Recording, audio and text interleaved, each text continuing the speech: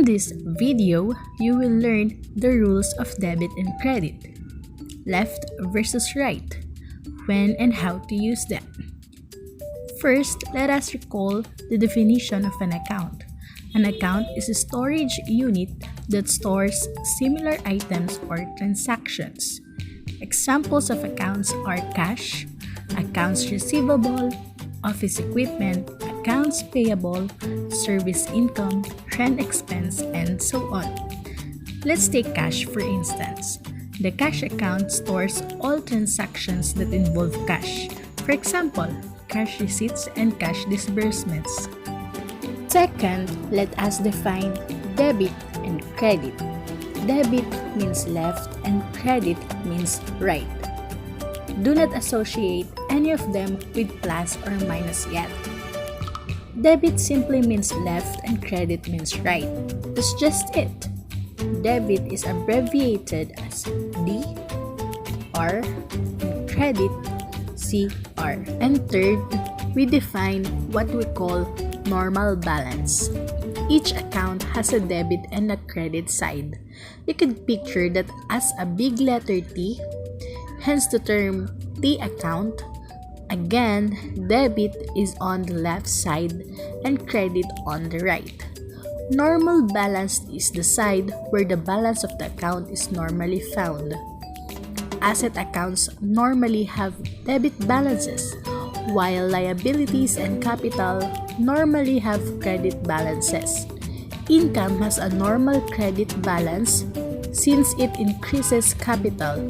On the other hand, expenses and withdrawals decrease capital. Hence, they normally have debit balances. Now, what is the significance of the normal balance? When you place an amount on the normal balance side, you are increasing the account. If you put an amount on the opposite side, you are decreasing that account. Therefore, to increase an asset, you debit it. To decrease an asset, you credit it. To increase liability and capital accounts, credit. To decrease them, debit. Example, let us take cash. Cash is an asset account. Again, asset accounts normally have debit balances. Therefore, to increase cash, you debit it. To decrease cash, you credit it. Another example, let's take accounts payable.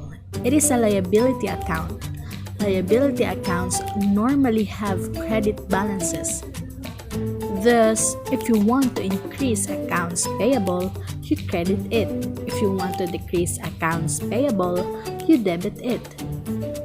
The same rules apply to all asset, liability, and capital accounts. To sum it up, here's a table summarizing the normal balances of the accounting elements and the actions to increase or decrease them. Notice that the normal balance is the same as the action to increase the account. Tip: you don't need to memorize the whole table. Just be familiar with the normal balance portion and you'll be okay. The normal balance is the same as the action to increase the account. The action to decrease the account is simply the opposite of that. Let's have another examples. Number 1, to increase office equipment, debit or credit? The answer is debit. To increase rent payable, debit or credit? The answer is credit. To record rent expense, debit or credit? The answer is debit. To decrease accounts payable, debit or credit? The answer is debit. To record service revenue, debit or credit? The answer is credit. To decrease cash, debit or credit? The answer is credit. To record loss from fire, debit or credit? The answer is debit. To decrease delivery equipment, debit or credit? The answer is credit.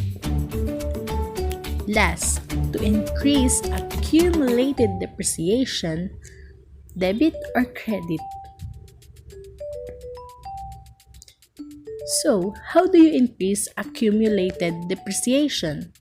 Accumulated depreciation is a contra asset account deducted from an asset account. For contra asset accounts, the rule is simply the opposite of the rule for assets. Therefore, to increase accumulated depreciation, you credit it.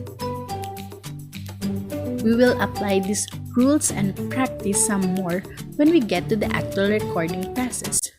So stay tuned!